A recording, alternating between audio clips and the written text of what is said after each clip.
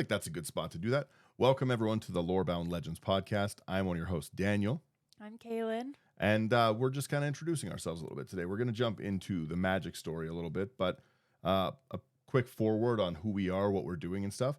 We kind of both just like learning lore in general. I'm an avid Magic player. Kailyn's very new to Magic, but loves to play and like learn lore stuff. So she's I love lore. yeah, in the midst of learning the story. And I think the story is one of the better ways to get people into the game, wanting to build things, especially from like a commander standpoint. But yeah, we're just learning the story. I don't know anything about the lore for this game or kind of what is or isn't in the story. So I've always wanted to. I've played for a very, very long time. So again, that's me. I'm Daniel. Kailyn, you can introduce yourself a little bit. I'm Kailyn. I'm pretty new to Magic, but I like to watch a lot of lore videos online for a lot of different things. It's like I'm not even playing this game and I have no interest to, but they have really good lore, I've heard. So I am excited to expand this to other things as well and just info dump all of the like Five Nights at Freddy's timeline on Daniel. It will be probably a few parter because it's too much. I'm sure the Magic one is also too much, and obviously will be in many episodes. Oh yeah, way too much. I don't even think we'll get through part of the first thing we're talking about today.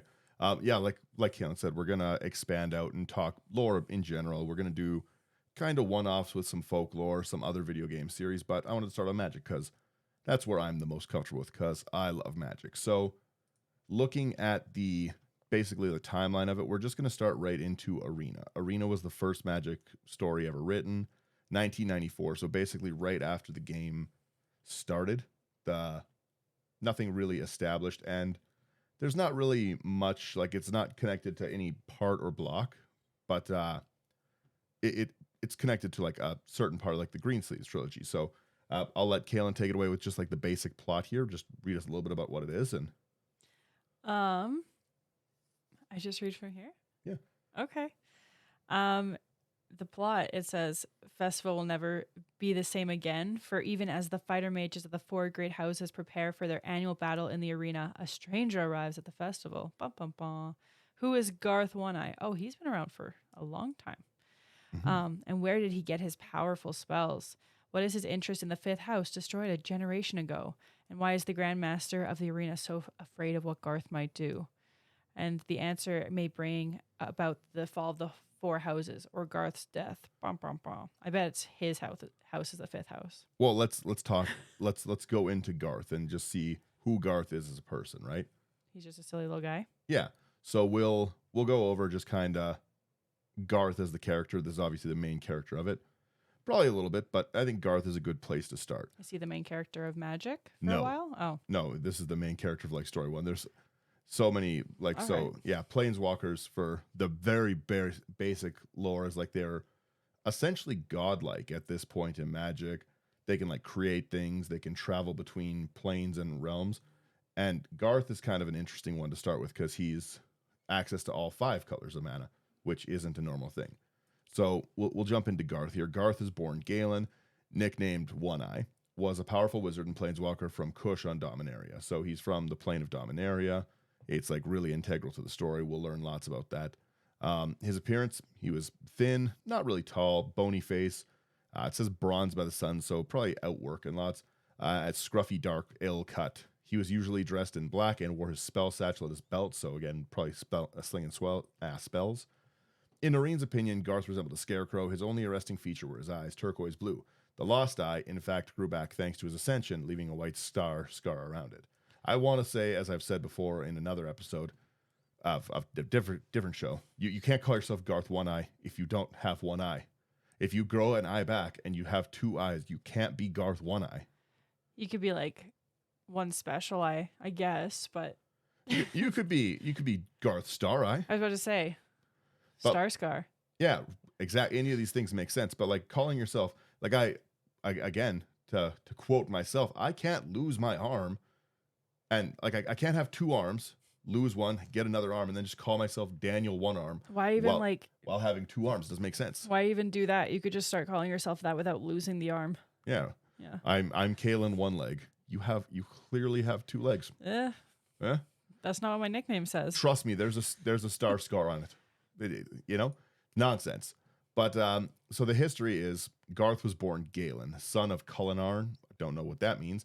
The master of the green blue house of Orteal. The house was destroyed by Cuthuman.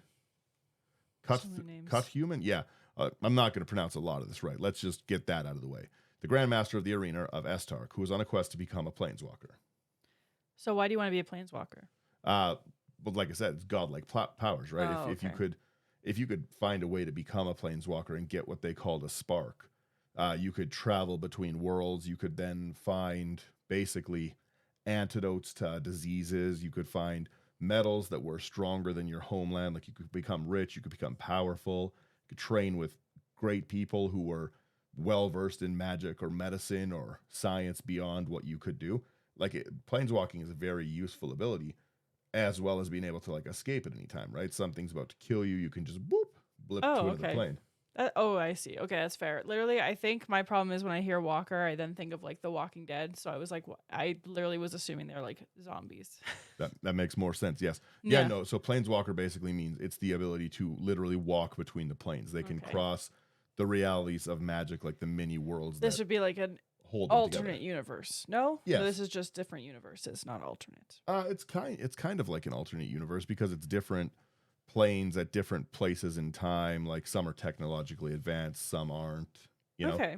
Yeah, there's different things, different planes. Like there's like a Viking plane called Kaldheim, like that kind of stuff. So there is just a bunch of pros to being a planeswalker, as well as the magic and being able to like sling spells. Be basically a god. Yeah. That might be a little bonus, I guess, maybe. Yeah, I'll let you take the story from here a little bit. Okay. Garth was 5 when the event happened known as the Night of Fire. Doesn't sound like a nice time. And Zarel, the servant of Cuthuman, gouged his left eye out to torment his father. What? Okay. Why would you? Okay. If you were going to kill this young son to torment the father, that makes sense. But just like gouging out someone's eye is like, oh, I got you, and it's like, well, my son is at least still alive. So, Garth ran back into the burning house, and Zarel believed he was dead. Okay, maybe he thought he was dead then. After 20 years in exile, Garth returned. No. Zarel. After 20 years in exile, he returned to Estark under the false name of Garth and manipulated the remaining houses and the new Grand Master, Zarel. Wait, I'm confused. So Zarel is the one who's... Yeah, but who's the false name? Garth has the false name. His real name is Kailyn. Oh. Yeah, he came back under the false name of Garth. I thought that's where he was born. My bad. Yeah, you get it. Okay, so Garth, or Kailyn under the false name of Garth. I'm understanding. He returned to Estark and he manipulated the remaining houses and the new Grand Master Zarel so he could win the tournament, which is the first book, and meet Cuthuman in what would be then known as the Time of Troubles. I feel that.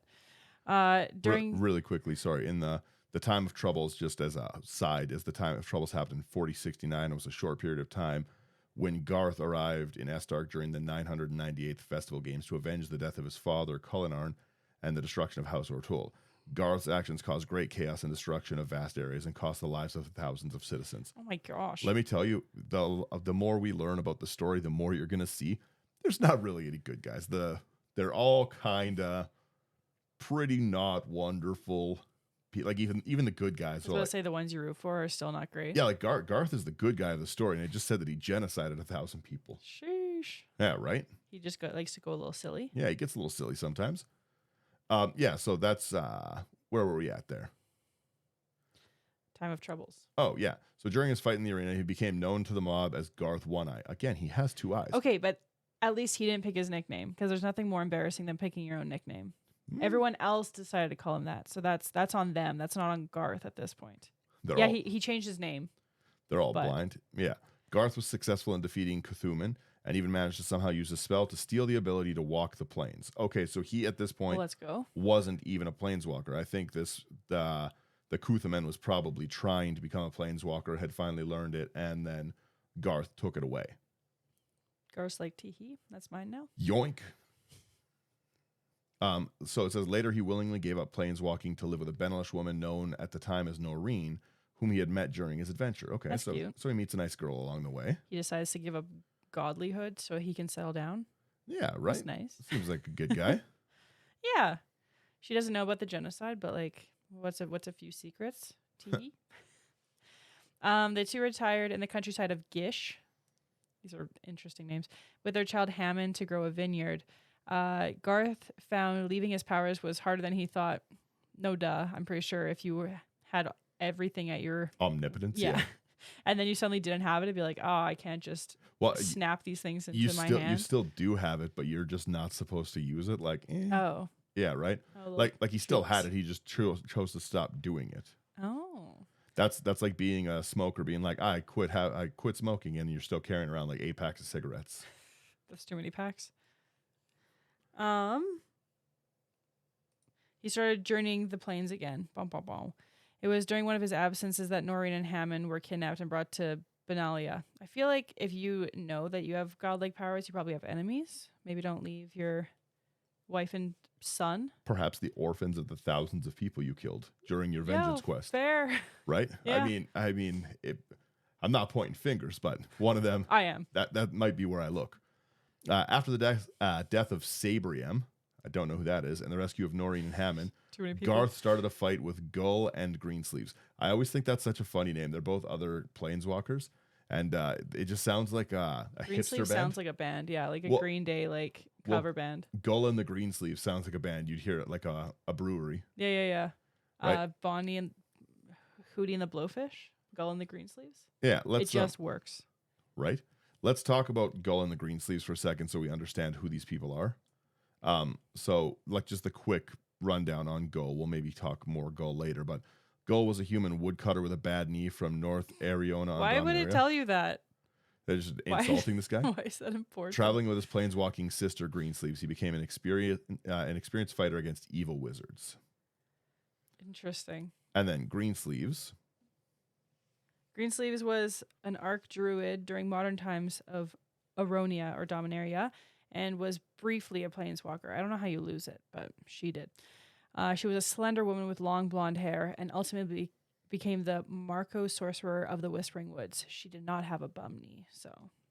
Yeah, her knee worked just fine. Yeah. She made fun of her brother for that. Let's just quickly, just for a definition, on the Planeswalker, like the definition is, it is, in the story of Magic the Gathering, Planeswalkers are among the most powerful beings in the multiverse. Within the game, they represent the thematic identities of the players. The idea of them having loyalty counters further enhances this idea. Planeswalker is also a card type within the game. So I'm learning. I understand loyalty counters now. Yeah, as part of the lore of the game, each player is meant to be a Planeswalker, which has been part of the lore since the marketing of the Alpha rulebook, the one we're initially talking about. Sheesh. This is in spite of the radical changes in the nature of Planeswalkers that have occurred throughout the series. The lore behind what a, quote, Planeswalker type has changed to the rules around them vary, but it's been somewhat between calling in favor, which reflects loyalty, and a form of like kind of time manipulation to justify deceased characters and multiple selves, etc. Kind of alternate timeline a little bit.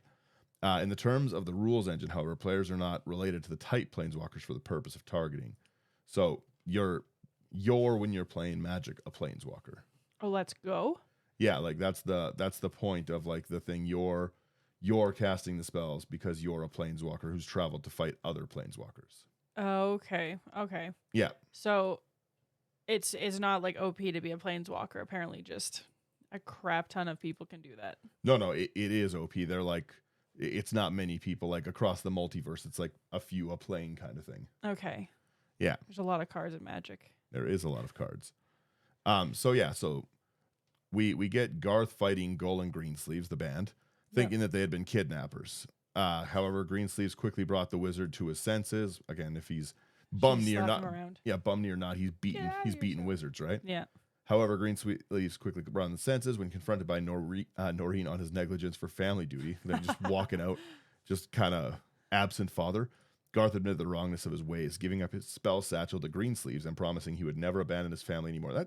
I feel like you shouldn't have to make that promise. I know. I was gonna say and also his wife just like scolded him for it, and he's like, "Oh, look at I'm doing this thing. Is it better now?" And it's like, no, I just told you. Now it's just like you are just doing this because I've scolded you. Listen, you're a genocide deep. We got kidnapped. It's time to cut it out, Yeah. Galen. Yeah. Yeah, right? So he then offered his knowledge of Dominaria gathered during his wanderings in order to bring the people from Greensleeve's army to their homelands. Then he and his family returned to the vineyard, offering to help if Greensleeves requested it. All right. So, not horrible, right? So he didn't really give it up still. He gave up his satchel, but he's still like, hey, if you need help, please tell me you need help. Yeah, I'll leave this baby behind, no yeah, problem. Oh my gosh, this vineyard is so boring. Baby's been crying for days. I'm looking for a reason to walk to another world. No. Snap me up just like that. He appeared only in the pre-revisionist books, in which there is no mention of a planeswalker's spark. Any mage could break the planes veil with the right spells and sufficient mana and travel across the planes. To make the pre-revisionist books fit revisionist continuity, man, I bet they would have to. Many people believe that wizards who became planeswalkers by spells actually possess sparks that were flared by the spells they cast, but they didn't know of these sparks. But they didn't know of these sparks of their role in becoming planeswalkers. So, like, the whole point is that, like, in the beginning, they could cast a spell, but in Magic's current state, a planeswalker is born with a spark. Okay. And when the spark ignites, it's what gives them their powers and the ability to walk. Okay. So they're saying that these people were already planeswalkers. They already had that spark, and casting this spell was just the inciting event to the it. thing that made it happen. Yeah. All right, that makes sense. Garth might be an exception of this theory. The novel Arena, which is the first one, right? Mm-hmm. Yes. States that the spell researched by Kailyn, that's just my name, but a little fancier. Yeah. Could grant the planeswalking powers to anyone casting it. It's not likely, though, that Kailyn created a real spark with her spell because even planeswalkers don't understand its nature fully. Interesting. The explanation of this might be that the spell just simulated powers of spark to some extent. And, oh my gosh, we're jumping so far ahead. In 2021, it was stated in a retcon that Garth's planeswalker spark ignited at the moment he won vengeance against the killer of his kin. That would make sense. Yeah, okay. All right. Little victory godhood. Yeah. As a treat. Yeah, a little vengeance godhood. Yeah. People are like, revenge isn't good. And it's like, but, I'm a god now. Right? So Garth, despite being born to a family and guild of blue-green casters, demonstrated the ability to use all 5 colors of mana. So in the story, with green mana, Garth summoned a war mammoth. He called Llanowar elves, cast a fog, iron root, tree folk, and a wall of wood, a wall of brambles, giant growth, giant spider. He really did a lot. Crawworm, conversely, didn't have the regeneration to fix his eye, at least until his ignition. Okay, so at this point, he was Garth One-Eye. There you go. Yay! But, it's kind of like a Tinder picture. At a certain point, you have to update it, right? You can't be taking. He's like, I've lived like this too long. Yeah, you can't be taking one picture and using it forever. You could talk about his white mana here. Frequently he would erect the circles of protection, summoned White Knight, used healing salve, reverse damage, and Armageddon. Yeah, you just sometimes just frequently I Armageddon. Destroy the lands. Yeah, just wreck everything. With his blue mana, Garth or Galen used Flash Freeze, Sonic Blast on his opponents in the area. He used invisibility to hide from Zeril. He also had he also used unnamed counterspells on several occasions. Can use Leviathan on summoning creatures. Levitation. Okay, I was like Leviathan. Interesting. My gosh. Yeah, so he can make them fly or be giant behemoths if you can't read. Yeah, it's one of the two. So either or. For black mana, he caught several guards with terror. Fair. Was able to turn and control relentless rats. That would cause me the terror. I bet they're connected. Summoned a Manor Skeleton, Infernal Medusa. Summoned a Lich against Gull. There's a lot going on. And with red mana, we got our classic Fireball, then a Wall of Stone, and a Arathi Berserker. Oh, and then he also had some artifacts like a Juggernaut and the Disrupting Scepter. So it makes sense that in the card, Garth as a ability 5-color card can use all 5 colors. You choose a card that hasn't been chosen from among Disenchant, Brain Geyser, Terror, Shivan Dragon, Regal, and Black Lotus. Create a copy of the card with the chosen name. You can cast a copy. So Garth kind of is supposed to be portrayed as this like very big, powerful access to everything, right? Like those are very big toolboxy cards in Magic the Gathering. Can I just say, like, yeah, we're harping on this like one eyepiece here, but Garth is not scary at all as a name. Like, if I like you have an opportunity, you're like living under a fake name. Why wouldn't you pick something like scary for like all of this stuff you can do to people? You just get too excited. Yep. I would just be Megatron. I was gonna say Megatron, but I was gonna be Land Destroyer Rat Man. Yeah, exactly. I'm the Rat Man. The Rat Man. The Rat King. Right? Like, yeah, Garth's kind of a weird. Yeah, Garth is just like that's my uncle's name. That's fair. I don't see him as a threat. Yeah, Garth isn't committing genocide. Just nice. Garth's at like a Thanksgiving dinner. Yeah. Garth's just here hanging out and smiling. I get it. Yeah. So let's talk a little bit about the Cuthman person that was who he stole the spell from. So before ascending, was the Grand Master of the Arena in the city of Estark in Kush. I'm gonna see where Kush is too, to be honest. We've mentioned it a few times. It's a nation of southwestern Arona, the plain of Dominaria. It lies south of the Tonga Mountains, north of Barbar, and west of the Greenlands. I'm personally now fully engaged. I don't know what I'm talking about. Kush is primarily known for the festival of Estark. Leshrac Nightwalker dominated part of it before being imprisoned. Okay. I don't know about you, but Kush. Say what you want about it, but it's probably a very cushy place to live. No. That's the show. I end it. I make puns. That's it. No more. Right. So we have Cuthman, under the suggestion of the servant Zeril, bribed the master of Bulk, Ingarka, Fentesk, and the Kessetha houses to destroy the blue-green house of Ortail. So even from the beginning, just didn't like Garth. Really had a way to go against Garth. I understand why he was on his vengeance quest. Fair. He's not a very good, like, under the suggestion of his servant. The servant is slimy. I don't trust this Zerel guy to just be able to convince him to, like, hey, maybe you just, like, bribe people and then destroy this house. He resisted, the House of Ortail resisted the order, so they resisted the bribe in order to hand out its mana to permit his ascension, in which would become known as the Night of Fire, which was the problem with Garth. No, that was, like... No, that's the eye gouge, yeah. No, that was like, oh, right, okay. I think so, at least. Let me see. So much. Night of Fire was an event happening in the city of Estark. Grandmaster Cuthman had ordered a great tribute of mana from every house for his ascension. House Ortail refused to contribute their blue and green mana. Zeril conspired with the other 4 houses to destroy this so he could become the Grandmaster. Okay. So this was not the Time of Terror. That's the one I was thinking of. Yeah. That was Garth, just genocide. Yeah, that was Garth just being Garth. Yeah, just, being a little silly guy. Sometimes it happens. Then, so he wanted to permit his ascension, which would become the Night of Fire. He would then use the stolen mana to cast a spell researched by his then lover, Kailyn, who gave him planeswalking abilities and alternately flared his spark. Or okay, so Cuthman was also a planeswalker and could have planeswalked. Yes. And then they were saying that alternatively it flared his spark because obviously that's their new That's thing. how it must Everyone have been, has yeah. sparks, yes. Well, everyone that can planeswalk has a spark. Yeah. He appointed Zerel as the new Grandmaster of the Arena and ordered him to continue to collect mana from the country needed to sustain his planeswalking ability. Then he started to journey through the plains, returning only once a year on the final day of the Festival of Estark to collect his mana tribute so that he could do it more. Yeah, he's just showing up to he's pay like, me. Give me mana. At the same time, he would take with him a champion of the festival, supposedly to teach him or her the secrets of a planeswalker. Oh. In reality, the festival was a sham. The true intention of Cuthman was to find the strongest fighters and kill them secretly No! in order to weed out everyone who could challenge his power. Oh, no. Yikes. Oh, he's not a good guy. Well, I didn't think he was, but teehee. But he's worse of a good guy? Yeah. They're like, oh, look at this really fun festival we do. And he's like, you're all going to die if you're a threat. 20 years after the Night of Fire, he was tracked down by Garth One-Eye. So hard to track with just the one.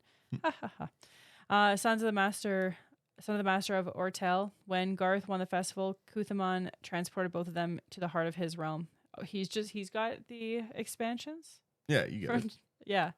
What is it called? It's an expansion, right? Yeah. Okay. This was an unnamed plane with a darkened field that stretched away into eternity. Wow, into eternity. There we go. Dark green clouds roiled in the sky, half filled by the dark red sun. The wind was damp and cold, and it filled 100 smoke that held with it the stench of corruption. I wonder what that smells like. In this place, Kuthmon explained to Garth the reality of being a planeswalker, to always be in strife against other similar beings. My goodness. Yo, everyone's out to get you, so kill them before they kill you. And it's a perpetual struggle for mana and power. Though Garth then defeated Kuthmon, it is unknown if he is dead or if he's lost in his, or if he only lost his planeswalker-like powers, remaining stuck on the plane. That'd be wild because, like I said, they're kind of like gods, right? Yeah. So if you lost the ability to leave this dark acid eternity plane, yeah, and you were just stuck there, that's rough.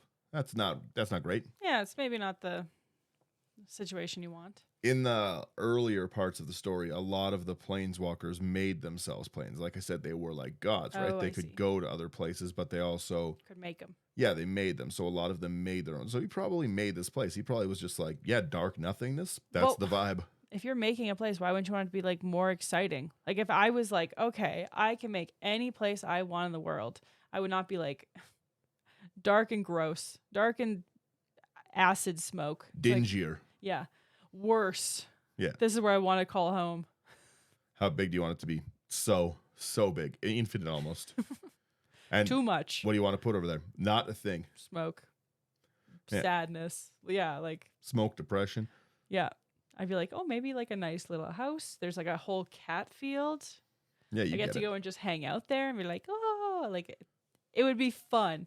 Most people, yeah, if they got Planeswalker Sparks at this time, they would probably just be using it to build Minecraft-like worlds. I was gonna say like, they just make a home. Yeah, right. Like I can afford it here. Yeah, that's Planeswalkers in modern day just get a modest house. Yeah, this is nice. Yeah, this is a good. I'm this content is a good place. now. Yeah. His appearance in human form was that of a young man with a tall, sinuous figure, clad in black robes. Why does it say in human form? Is he not a human? I don't know. At one instant, the smile on his bloodless lips appeared to be almost a friendly smile, and then in that same instance, it was a smile of cunning, of power, and contempt. During the festival, he usually acted like a gross buffoon, eating, wenching, and gambling. All right. He's here at a party. Yeah. Okay, yeah. On his appearances, on his plane, his appearance was that of a shadow, not fully formed, wavery, as if nothing more than mist. The form had black robes fluttering in the breeze, and the shadow could be glimpsed, and in the shadow could be glimpsed a skull-like visage. So he just decided to make Terror Town. Yeah, and he's like, I guess I'll be the king of it. And still, that's not even the coolest thing you could do. He could be a Cthulhu in this world. I'm gonna make myself a ghost body. Yeah. Ooh, I'm a mist. You could be a Cthulhu, like watching people, and then like they would like catch you through the smoke, and like I would crap my pants. I would literally be so horrified to see something like that. What happened to you? This guy with one eye broke into my shadow realm and he trapped me here in wraith form. Yeah. Now I'm stuck here with a skull and no mirror to see if I'm cracking or decaying.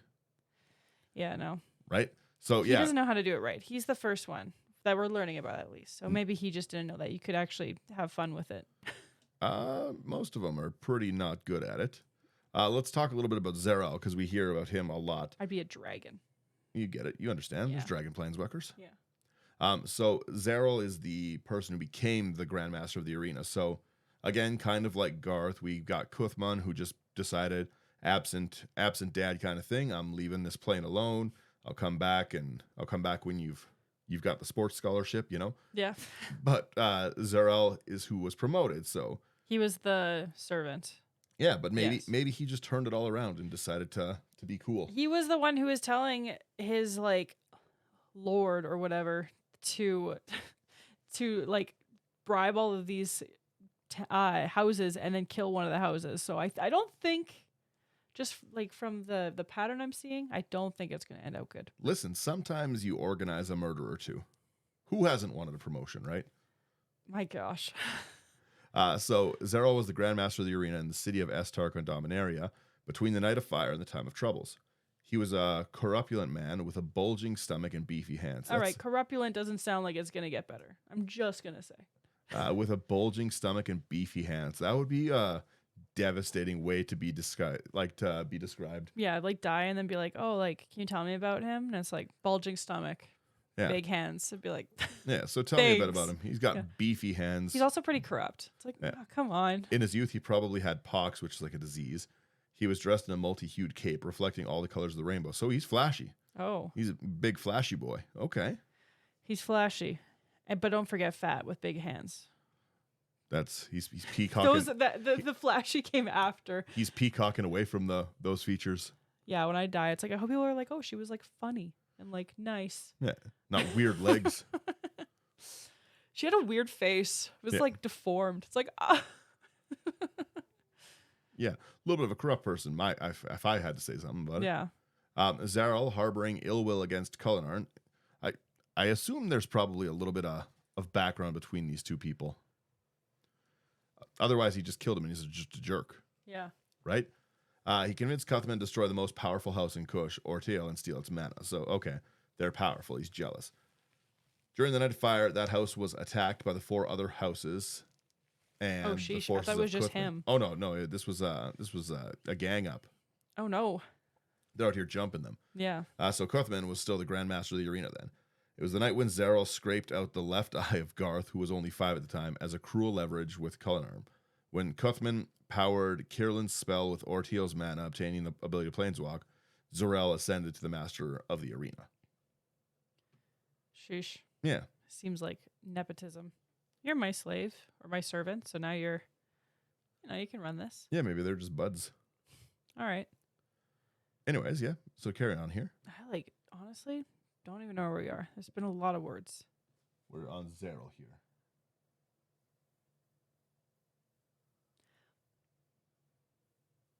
Are you on Zarel? I'm on the novel. Oh, yeah, okay. Well, I'll keep reading Zarel then. Oh, I have found where we are. Okay. Okay. I'll also keep reading it. Yeah, I'll find it. He had the ambition to become a planeswalker as Cuthman did before. Again, that makes sense. To reach his goal, he needed 2 things. A powerful spell researched by Kailyn, who would give him the power of planeswalking, so they all thought that this spell would work, and enough mana to cast it. So that's probably what they thought was going to ignite the spark, just gathering all this mana. They're really ramping, and then trying to cast it. Since he'd been cast by Cuthman to gather the mana needed for the planeswalker, Zarel had to gather mana for his personal scheme in secret, and did so by constantly raising taxes in Estark. So they were making them pay mana as a tax instead of money. Kind of guy. Yeah, right? Tax collector? Yeah. Thus, in order to keep in check the restless mob, he decided to increase the violence of the Festival of Estark, which, from a trial of magic power, became a bloody sport. So, kind of like Gladiator, which leads into Arena. I see. Yeah. When Garth, heir of Orteal, appeared in the city 20 years later, Zarel used everything at his disposal to kill him without success. That's fair. If this guy, you killed his dad, I'd be like, all right, maybe we put this guy down. After the 998th festival, man, they were so close. Did they get to 1,000? I want to know. Fearing the imminent return of Garth or Kuthumon, who were fighting on another plane, he decided that the time for his ascension had come, and he destroyed the remaining 4 houses of Estark. Oh my goodness. Okay, gathering their mana. Having obtained incredible power, he started blasting away the people of Estark with his spells. Unfortunately for him, Garth, after defeating Kuthumon, returned to Estark and put an end to the evil rule of Zarel, killing him. So it doesn't sound like he became a good guy. He was succeeded in his possession as Grandmaster of the Arena by Verena. So, yeah, the fact that that's the first thing you do, you get power and you just stuff. So anyways, I started blasting. Yeah, I just started blasting them away. Yeah. So now we kind of know a little bit about who these like main-ish characters are. So we will go to the summary of basically the first novel, right? Like where Magic's lore and history kind of took place, because the story wasn't really fully formed when they were releasing sets. It was just kind of supposed to be a card game that became so much more. See. Yeah, it became a big card game and stock exchange. I'm sure, yeah, people do love the stocks. I'm sure they would have had an idea of going with a story, but this was before like blocks. They used to do basically like blocks would be like 4 sets set in a plane around an event kind of thing. Well, and it also said that the first book came out in like 1994, right? So like that's 30 years ago, if my math is correct. Like it's been like a really long time for and it's always good to have like the end of your story planned out before you start writing your story. But like if they're just adding on, it's like, and then this happened, and then this happened. It's like, how are you going to? Yeah, you're just doing your best. Right. I wonder if either of those people had cards as well. By the way, I know that Garth currently has one, but I wonder if Zarel and Cuthman or Cuthman.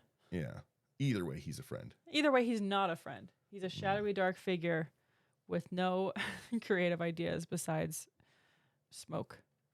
Yeah, I don't think he's in any card or Interesting. depicted in any card. And the same with Cuthman. Yeah, they're only characters in the story. They're just there to be evil and then die. Yeah, exactly. You get it. So, for Arena, Book 1, we've got the wizard Garth arrives in the city of Estark and is befriended by Hammond, an old man who's the leader of the Brotherhood of Pickpockets. Garth quickly becomes known as Garth One-Eye after winning a magical duel on a public street. That just gets you nicknames. He's reckless, yeah. Hey, that One-Eye guy's a real jerk. He destroyed my stop. Garth One-Eye, you say? Yeah. Estark is a brutal city. Also not a great way to refer to cities. Oh, where do you want to move to? Estark? It's brutal. It's brutal. It's like, oh, okay, maybe I shop around a bit more for where I'm moving to. It's a brutal city where the populace's favored pastime is watching and betting on bloody battles, both on the streets and in the arena. People just get in a fist fight on the street, and they're like, oh my goodness, who do you think's going to win? It's betting time. Yeah. The guy has one eye. I'm not betting on him. Yeah. He's already lost one of those can't things. see. Yeah.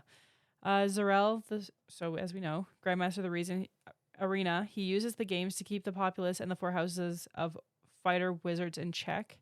Are they just basically all wizards? Like all the people that are like planeswalkers? The planeswalkers, yes, but in these houses, like specifically, like this Okay. is like a wizard plane kind of thing. Okay. Okay, I see. It's Wizard City. Yeah, you get it. Okay. Every year, the city hosts a tournament in the arena called the Festival of Estark. We've learned. Mhm. This was considered fairly harmless testing of skills between the houses in the past, but then because of the former Grandmaster killed off with the entire fifth house, they took their cash and mana becoming.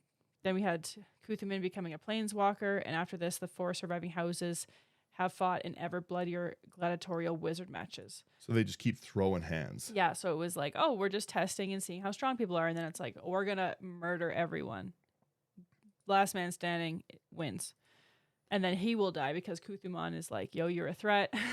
No, and no one planeswalk Yeah. with Kuthuman, not even Kuthuman. Exactly. The planeswalker returns to watch the yearly bloodbaths. He takes distributed mana, and then supposedly allowing the wizard who wins the tournament to come with him on his extra, like, extra planar travels. And then in reality, he kills them, takes their mana and spells, preventing any rivals from also becoming planeswalkers. Yoink. Yeah, so Yeah. if Zerel knew this, probably a little bit less scheming on his part, I would Yeah. assume. Yeah, that's fair.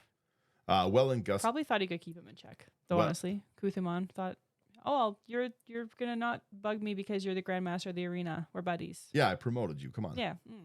Right? Yeah. Well, in Estark, Garth witnessed a skilled Benelish warrior win a fight in the streets.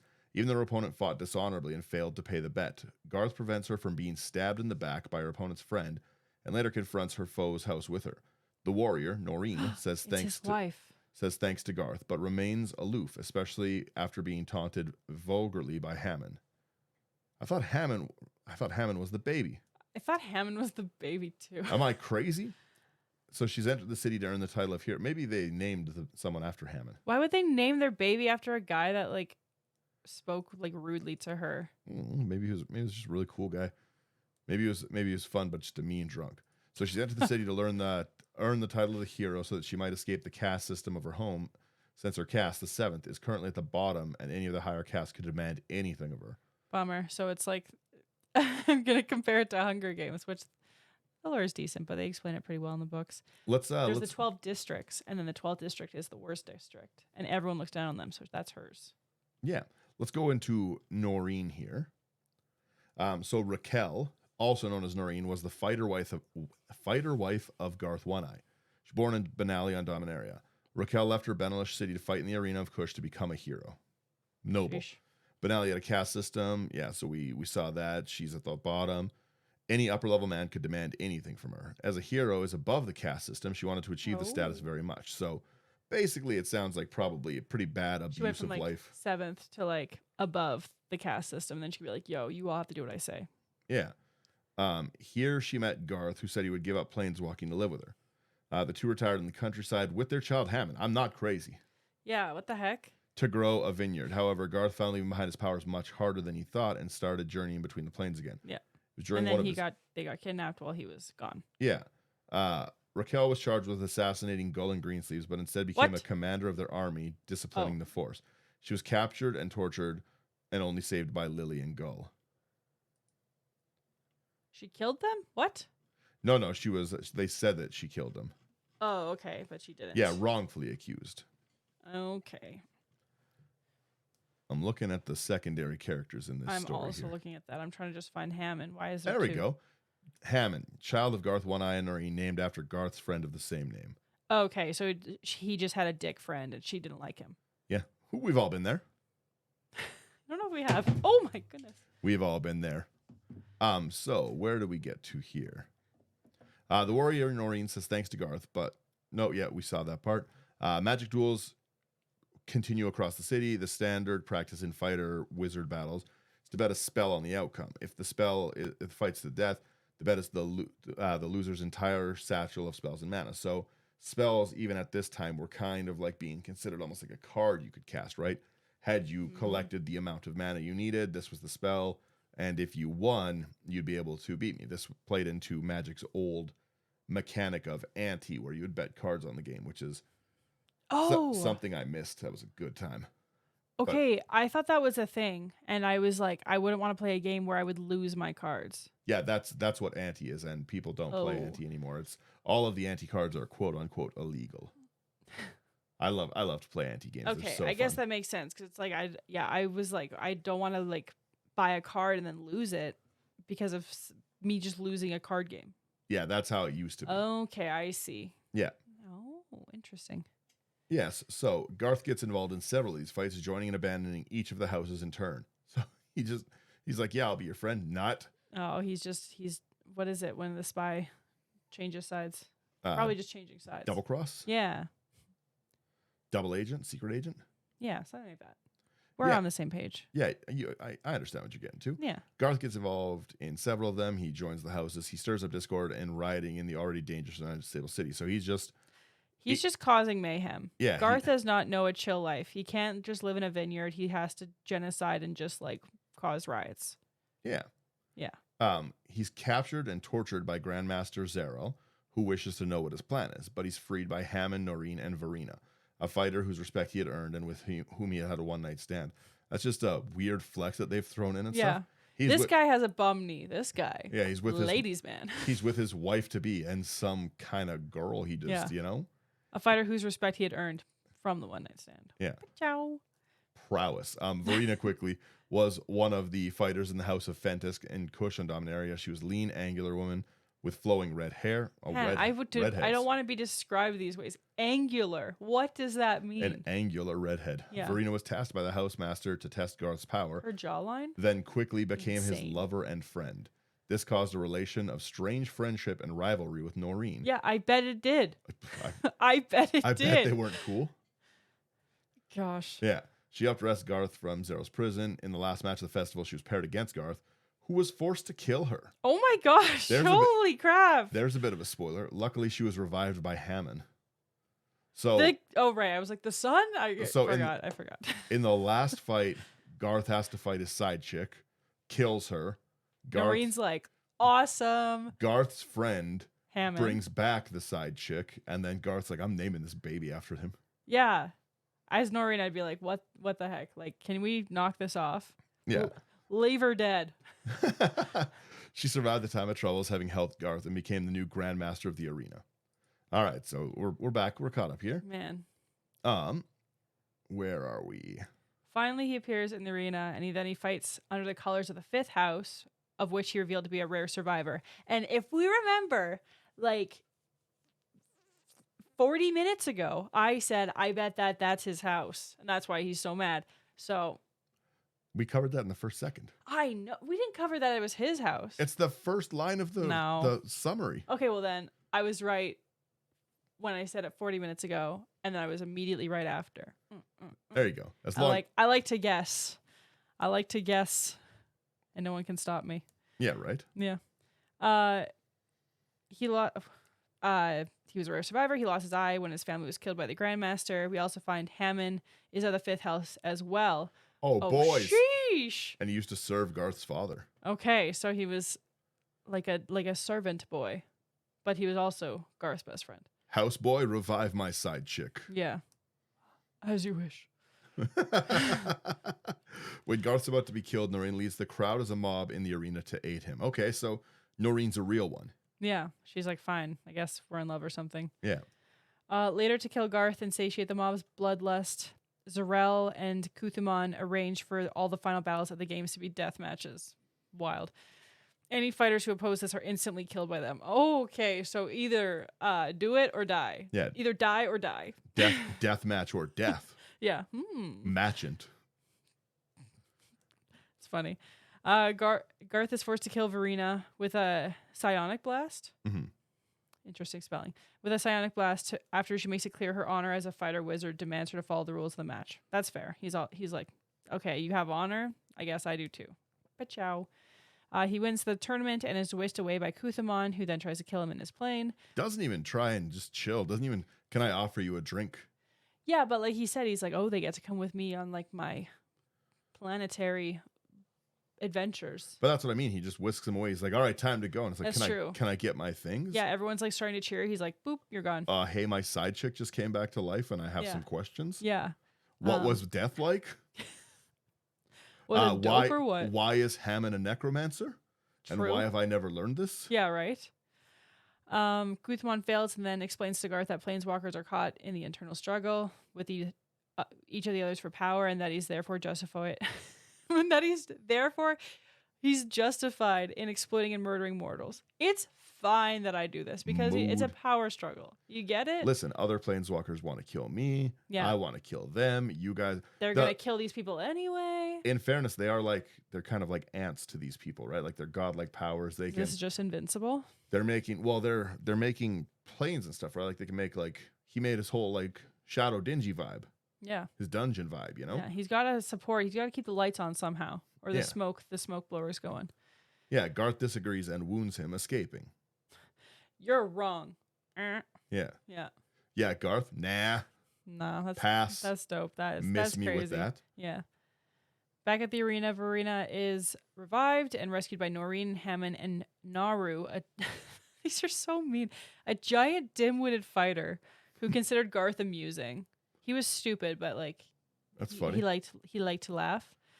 The city is thrown into chaos. The four houses fighting against Zarel and being destroyed. Zarel is then attacked by a mob, fair, and kills many of them as well. He's about to kill Noreen, Hammond, and Naru when Garth arrives, or when he returns.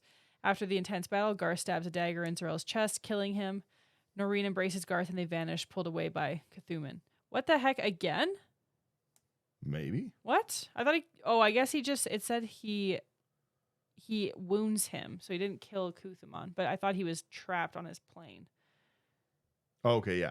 So 3 years later, the city's rebuilt, and the arena festival is as it once was, a contest of skill rather than 999. They're so close to the 1,000th. 1,000, let's go. I want it. That's 1,000. We're killing everyone at the 1,000. They're like, we've already done it. We can't. Yeah. 1,000, we take a break year. Hammond and Naru are now masters of their respective houses, and Verena became the Grandmaster. Okay, so...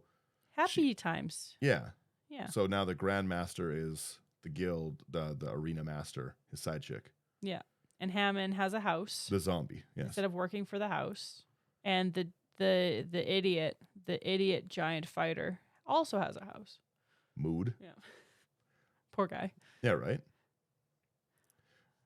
So Noreen and Garth return? Yeah, having defeated Planeswalker Kuthman and sealed the portal he used so he could not return. Oh, there you go.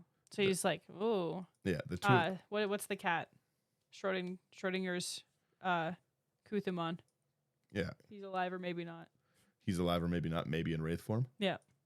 I wonder if he if he did lose his planeswalking ability and was alive, I wonder if he lost his interior decorating ability, or has he just had eternity to work on it? That's funny. He's just like, oh, there's too much smoke in here. Yeah, people come back at the end of this millennia that he's been sealed away for, and they're like, "What have you been doing here?" He's like, "Look at how many shadows are on that side." Whoa, I think that's just called darkness. He's like, "You don't understand. Yeah. You don't understand my vision. You don't understand art." It's not a phase. Yeah, it's not a phase. Steal the portal they couldn't return.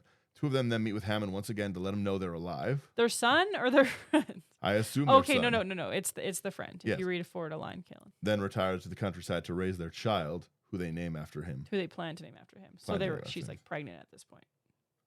Is she pregnant while they're fighting? I don't know. I don't know. There's already a lot going on. Yeah, so that's kind of the give or take gist of the first book. Okay. It's a lot. My brain's so full of knowledge. Yeah, you now you know what's going on in the first book, right? We've got like I said, this wasn't really set on an actual set of Magic, right? Like Magic's not like an arena set. Yeah. Whereas most of the other things are based on actual like events and cards and stuff, right? Mm-hmm. So this just kind of introduced planeswalkers as a thing. They had to retcon what they were, what they were. And then it says Are and were. Yeah, there's like a big notice on like the wiki, and it says this publication may no longer be canonical. Stories written prior to the Brothers War are generally ignored by later writings and are of uncertain relevance. That's probably and then they said like in 2021 that Garth actually had a spark, and that he just him doing the spells made it spark or whatever. So like it's probably just that's them probably trying to figure it out. That's just like this is how they all had a spark.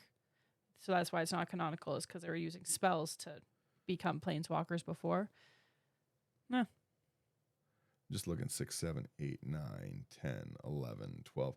So they wrote 13 books over a 4-year period. My goodness. That they just said were like not canon. And that was when Wizards of the Coast acquired.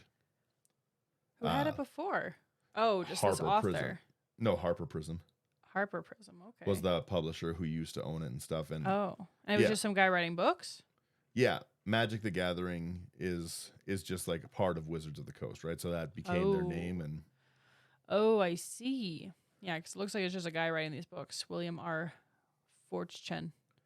So we've got William R. Fortune, then we have Clayton, Kathy Ice, Terry McLaren, Mark Summer, Hannah V. Braddock, Kathy Ice, Terry McLaren. It's just like multiple people. Yeah, like, this is my OC. This is my lore for this thing that they're making. Magic fanfic. Yeah. Which is apparently also dark. Like he gets his power, he starts blasting everyone. Yeah. This guy's got to kill his former one night stand lover in front of his like new wife to be, who may or may not be pregnant at this point. William's trying to like share his like vision for the story, and people are like, "Are you good? Like, is everything what's wrong with you? Is everything okay at home?" Yeah. His like wife gets kidnapped. He's like smiling more. Like he's like, "Oh yeah, I just wrote that like in the book. The wife gets kidnapped." And they're like, "Okay." Yeah. He's like, "Yeah." He's like so free to do what he wants now, and it's like. This is the protagonist of my story. And they're like, oh, that's a pretty interesting backstory. And they're like, yeah, he comes and kills everyone. Yeah. He casts land destruction magic where he likes to blow everything up. Okay. Oh, all right. Yeah. You got some problems at work? Don't worry. He has a family and a child later on. Okay, that's pretty good. He abandons them. William? Yeah. What's up? Yeah, right. Everything going good. Little projection. But yeah, that's... Little projection. Just a little bit as a treat. That's kind of like where I wanted to talk today, just like the basics of story number 1. These the earlier ones, like I said, they're not based on actual canon events and stuff, right? So the spark, how they actually were and work and everything, they aren't going to be as long and as in depth, but I kind of like it and everything. So, you say not as long as in depth. It's still like an hour to basically explain this stuff. The other stuff's going to need to be broken up for sure. But yeah, some of the other stories. Well, you got to remember that a lot of these stories are a bunch of people that are new. Tons of characters who we're going to learn about as the story goes on. That's a great way to do a show. It's just introduce a bunch of characters you know nothing about. Yeah, right. But then as well, like they're across multiple blocks, right? So it's like multiple sets throughout like multiple years. They return to planes. The story kind of jumps back and forth. So yeah, that's our first episode. I feel like now you know a little bit about who Garth is, and if you play Commander, build a Garth deck because now you know the lore. And I just like knowing things. I'm just like, oh, okay. Yeah. Garth makes sense to me. So when your brother plays his Garth deck, I'm like, do you want to hear the lore about it? Yeah, exactly. Do you want to hear everything? I'll talk to you for an hour about it now. Well, now you have to play it lore accurate. You know the spells that Garth likes to cast, so start putting that land destruction in the deck. Just kill everyone. I don't like hitting people. That's all I've learned in Magic is like I don't want to fight people until they give me a reason to fight them. Like if they're like, I'm gonna do this, and they're like, no. I'm like, all right, everything's at you now. But what I was gonna say though is like play it lore accurate and dual opponents for spells. take their cards. I don't think you can. And do that. if they refuse, tell them they're welching on their bet, and that now it's a fight to the death. Oh my goodness. Yeah, they have no honor in the arena. Yeah, exactly. My side chick, I had to kill my side chick for my this. side chick had more. And you're not giving up your dual lands? Grow up. Yeah. My side chick had more honor than you do. How do you think about that? Yeah. But yeah, so pretty much that's Garth. That's the Garth and the story of Arena. And nice. Yeah, that's pretty much where I'm happy to get to today. I am Daniel. Again, thank you so much for listening. Thank you for listening and or watching. I'm Kailyn. And yeah, you should be able to find this by the time you hear this. You should be able to find this anywhere you listen to podcasts. Like, share, subscribe. It does really help us get known. We want to talk about lore, and the more people watch, the more we can do. Let me talk about Five Nights at Freddy's. I must. I must info dump. It's all in my brain. It's not. And it's got nowhere to go. It wasn't a bad movie. Yes. Okay. It was fun. All right. And yeah, that's it. Bye-bye for now. Goodbye.